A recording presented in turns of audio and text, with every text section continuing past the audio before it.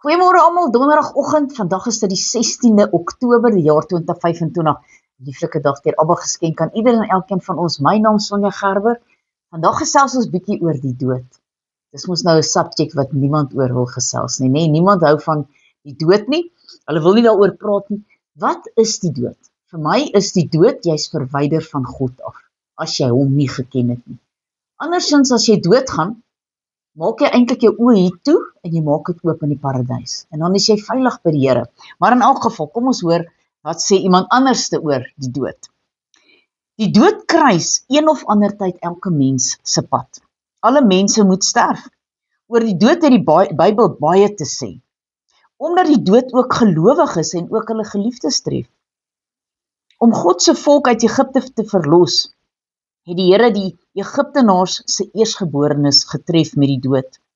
Wanneer hy sy volk verwerp, gee die Here hulle oor aan die dood. Jesus se opstanding bewys dat die lewe sterker is as die dood.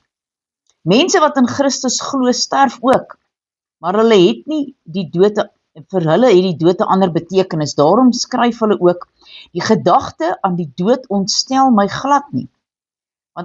Ek is daarvan oortuig dat die menslike gees onvernietigbaar is en van ewigheid tot ewigheid leef.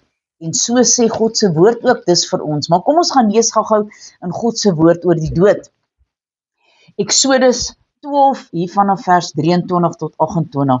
Want die Here sal deurtrek om die Egiptenaars swaar te tref.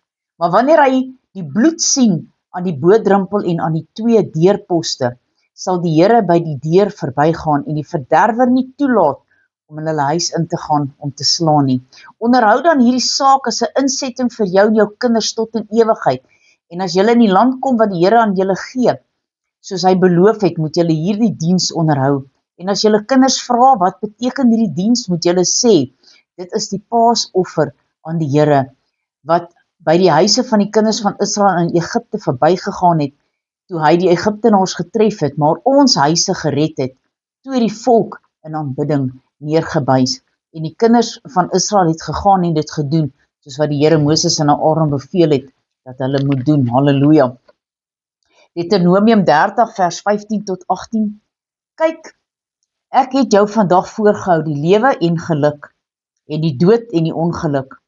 Wat ek jou vandag beveel, is om die Here jou God lief te hê, in sy weë te wandel, en sy gebooie en sy insettinge en sy verordeninge te hou, sodat jy kan lewe en vermenigvuldig en die Here jou God jou mag seën in die land waarin hy jou gee om te besit. Maar as jy jou hart van hom afwend en jy nie luister nie en jy jou laat verlei, sodat jy voor 'n ander gode neerbuig en hulle dien, dan verkondig ek vandag aan julle, julle sal sekerlik omkom. Julle sal die dae nie verleng in die land waarin jy oor die Jordaan trek om dit in besit te neem nie. Gehoorsaamheid is al wat vir God saak maak. Dan Psalm 16 vers 8 tot 11. Ek stel die Here altyd deur voor my, omdat hy aan my regterhand is, sal ek nie wankel nie. Daarom is my hart bly en my eer juig. Ook sal my vlees in veiligheid woon, want U sal my siel aan die doderyk nie oorgee nie.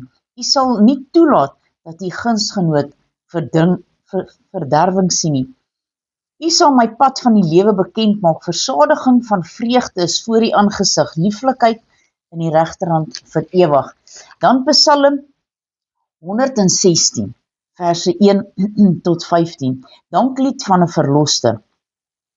Ek het lief, want die Here hoor my stem, my smekinge, want hy het sy oor tot my geneig, daarom sal ek hom in my dae aanroep.